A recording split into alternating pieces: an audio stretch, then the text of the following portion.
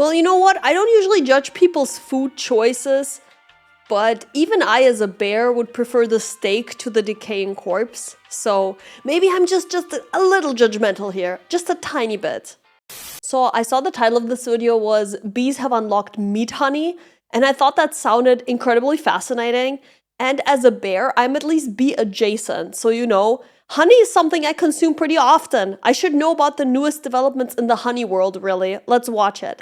Bees, bees, bees. They are just about one of the only winged insects in the animal kingdom that exists, can sting you, but that people actually tolerate, for the most part. And in fact, many of us love bees, as they're not only kind of adorable, but they're also just about one of the most important animals out there. Yeah, that's why I tolerate them. I also think that they're not as evil as, for example, hornets, or wasps, because those will just go around stinging you for the love of the game. But it feels like bees really only sting you if they have no other option, so that's why they're kind of not as bad. Comes to our own well-being, as long as you're not allergic, that is. And this is primarily because they pollinate over a third of the world's entire food crops, and their actions contribute to about $160 billion annually for global agriculture. Whoa. And without them, it's believed that many people would die, and civilization would take a good beating. So I would say that's a pretty good reason alone to love them. And like I said, it also helps that some of them actually look kind of cute. For a bug, that is. Which is probably best exemplified by the mascot of all bees, the bumblebee. A fuzzy little group of over 250 different species that in many cases bear a pretty cool pattern and is one of the most recognizable insects out there, even having their own animated movie dedicated to them. However, bumblebees have lied to you. In fact, all bees have lied. Because while most people believe that bees equal good and wholesome, that doesn't actually apply to all of them. After all, the word bee itself isn't just one large genus. It's any of the winged species that belong to the clade known as Anthophyla. In total, this extends to over 20,000 known species, with just 2 of them being the ones responsible for pollinating over 80% of crops. 20,000? That's a lot more than I thought. So talk about carrying the team. And now, this isn't to say that the other 98% are just bad cookies, but a few of them kind of are. And there's actually a handful of bees out there that don't just follow their own rules, but are the exact opposite of what you'd expect from relatives of bumblebees. Operating more like animals you'd expect to see in some sort of horror movie. And one of the most prominent examples of this has something to do with a type of bee that is responsible for a substance often referred to as meat honey. Yes, that is first name meat, last name honey. But before I can dive into that, I need to first introduce you to its creator, the vulture bees. Of course they're called vulture bees. It kind of makes sense. In remote parts of South America, within rainforests and jungles, you will find this group. A small band of 3 very closely related species of bees that all belong to the genus known as Trigona, with the species specifically being Trigona crassipes, Necrophagia, and Hypogea. And on the surface, these 3 species are pretty standard Trigona bees, being quite small, between 8 and 22 millimeters long, brown in color, and thankfully stingless. And you'll mostly find them in the same kind of environments as their relatives too, which is to say, areas that are warmer, dark, and moist. And in their case, this usually is tree hollows, abandoned termite nests, or even underground, where they set up hives with similar hierarchical structures to that of normal bees, with there being a queen, worker, drone, and finally the larva. But past this point, the similarities abruptly end, and things start getting a bit more unsettling, especially once it becomes time for supper in their hives. Now, most Trigona bees are rather ordinary, feasting on pollen and nectar from over 500 different plant species, just like many other bees do. So pretty standard. But these 3 species, on the other hand, they have no interest in the usual goods. And if you took a good look at one of the species names, the Necrophagia, you may already have an idea of what they prefer to chow down on, and that would be flesh. Yes, meat-eating bees is a real thing, and has actually been a thing for longer than scientists first thought, as despite being aware of these 3 species' existence for hundreds of years, it was only in the 1980s that the researchers realized that these bees were gobbling up meat, not plant matter. Although, we aren't talking about just any kind of meat. No. This meat would be rotting flesh. Yummy. And this is also why they're commonly nicknamed the vulture bees. So basically, if you put a fresh sirloin in front of one of these guys, you're gonna get a no thank you. But a decaying corpse? Then it's an all-you-can-eat buffet. Well, you know what? I don't usually judge people's food choices, but even I as a bear would prefer the steak to the decaying corpse. So maybe I'm just a little judgmental here, just a tiny bit. An observation on these bees find that often how they like to chow down is by tunneling straight through the carcass's eyes, giving them behind-the-scenes access to Meatopia. Additionally, like many flies, vulture bees accomplish the feat of actually ingesting the rotting flesh by vomiting up saliva that is chock full of specialized digestive enzymes, which then help break down the decomposing flesh into a delicious homemade soup that can be then slurped down. Great. And in many cases, the feeding process only gets more nauseating from here on out, if that's even possible. As if the vulture bee in question is a forager, they don't just let this masticated goop hit their stomachs quite yet, as after all, it'd be quite rude not to share it with their friends and family. Which technically all their friends are family, but you get the point.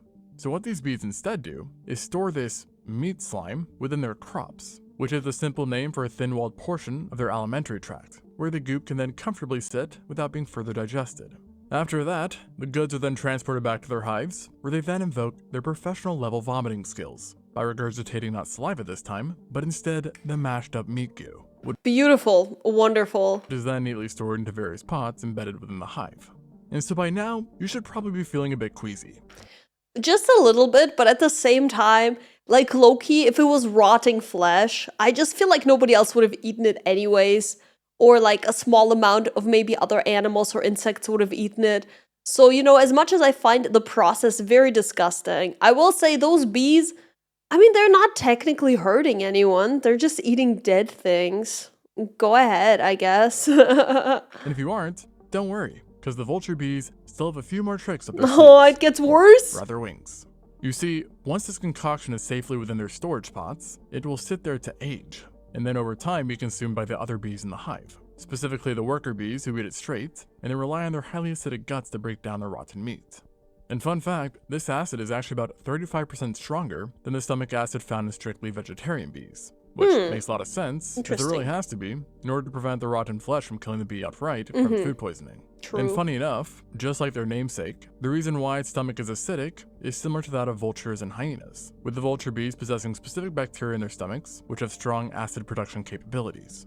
And while these guys are feasting, it seems that they're kind of messy eaters, as some of this bacteria is then also transmitted to the storage pots overall, which is thought to be actually helpful, as it serves to help the food goop from spoiling over time and poisoning the entire colony. So clearly, this acid is useful, and its breaking down the rotten concoction inside their stomachs is also the first step into making the star of the show. And that would be, of course, the vulture bee's infamous meat honey. Hi guys, if you're enjoying this video, don't forget to like and subscribe. Thank you! As after it's been partially digested, the workers will then internally, meaning inside their bodies, store this newly digested form inside their hypopharyngeal glands, where they then brew this stew into yet another new type of dish, which in normal bees would be their honey. However, given that this brew has used rotten skin, eyeballs, flesh, guts, and organs instead of plant material, what ends up being regurgitated at the final stage is not the honey as we imagine it, but rather again the substance known as meat honey. And shocker, contrary to what the name would have you believe, this stuff isn't really honey. And telling it apart from real honey is, perhaps not surprisingly, quite easy, as almost everything about it is different. For starters, meat honey is much thicker than regular honey, starting off as being completely paste-like, but slowly becoming a viscous fluid over time as it ages and matures. Well, then the color is typically a translucent white, lacking those beautiful shades of amber, gold, and brown that we are so used to. Although I should warn you that in some cases the batch can take on certain shades of yellow, so if someone was hard of sight, and probably smell, then they might confuse it. Yet, even then, if they got some of this stuff in their mouths, like even an infinitesimally small drop, they'd know straight away this wasn't the good old Winnie the Pooh stuff, as the very few people who questionably have tried this stuff have described the flavor as being extremely intense, salty, but at the same time weirdly sweet. Yeah, who the hell? I like that in the screenshot it says, yet who is describing that flavor? Yes, who's doing that? Who the fuck wants to try that?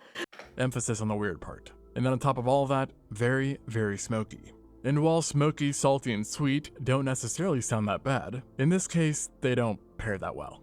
I mean, in my mind, yes, the combination doesn't sound like the worst thing ever, but what sounds bad is that it's made from dead flesh. That's what bothers me about it. With many of the testers stating that meat honey is not for the faint-hearted. And why these bees chose meat honey over regular honey may be quite the questionable decision to some, but ultimately it's a vital part of their survival, as this substance is highly calorically dense and rich in protein, and is the main way that colonies feed themselves, with virtually all the larvae being raised upon it. This meat honey and this meat-loving bee stuff could be great material for horror video games and stuff like that, if there isn't any already. There's none that I would know of, but like, I think it has a lot of potential as a concept.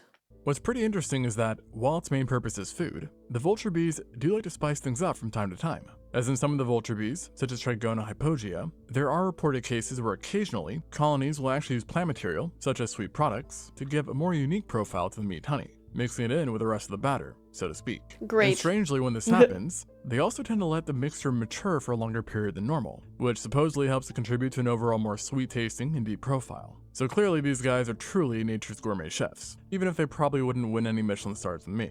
However, like even the best of chefs, and certainly like me, these bees sometimes get tired of all the effort it takes to make their food, and occasionally are known to opt for quicker ways to obtain sustenance. And one of these ways is another first for bee kind, and not in a good way. I'm not gonna lie, I thought he would do like a HelloFresh sponsor or something. His vulture bees, and many other members of Trigona for that matter, are capable of predatory behaviors, something not seen in any other kind of bee.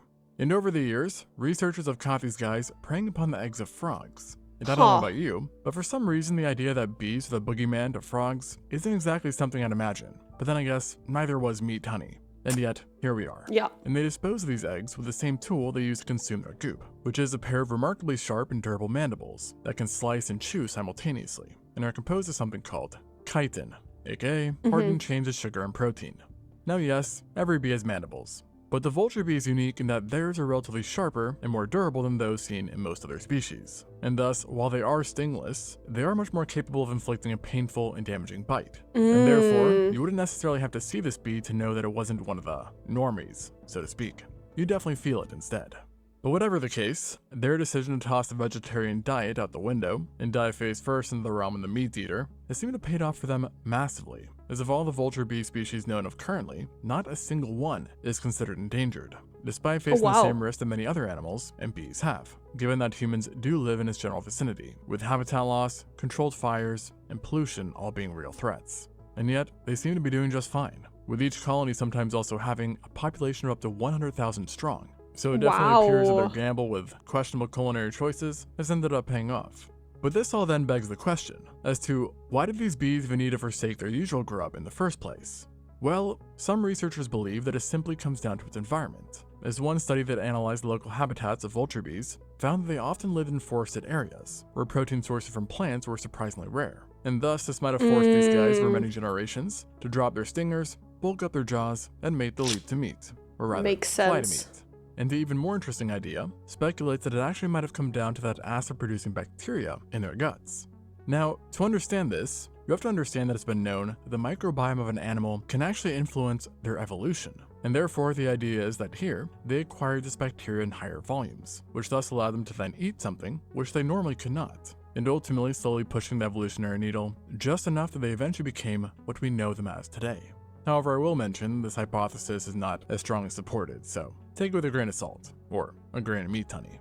And actually, it's not just their bacteria, mandibles, and lack of stinger that has been a result of their diet, but also their fuzziness, or rather, lack thereof. As it turns out that being fuzzy isn't that efficient for a meat eater's life, or at least in the case of the vulture bees. You see, many bees are fuzzy not to be cute, shocker, I know, but rather because it helps them collect thousands of pollen grains, acting a bit like a Velcro to which the pollen can attach to. But of course, since vulture bees don't really rely on pollen, being fuzzy is therefore not that useful. Makes sense. And perhaps maybe actively problematic if you're always being covered in blood and whatever other goop you might find inside a rotting body. And therefore, instead of spending the energy on developing fuzziness, it can be spent elsewhere, and thus explaining why they're always so clean-shaven. So yeah, truly an enigma among bee kind. And I hope their resilience to humans continues throughout the years, because while I can't say I want to try meat honey personally, I do think the idea of them existing is pretty dang cool, in a weird horror movie-esque kind of way. Yeah. Anyways, thanks for watching, and until next time. From the title, I thought them unlocking meat honey meant that this was something new, but apparently these bees have been around for a while. And I agree with him. I don't necessarily want to try meat honey or hang out with those bees, but as I said earlier, they're just eating dead bodies. Like, they're not really harming anyone, and I guess they're living their best life, however gross it may seem to us. And, I'm supportive of that. Let's go. Thank you guys so much for watching.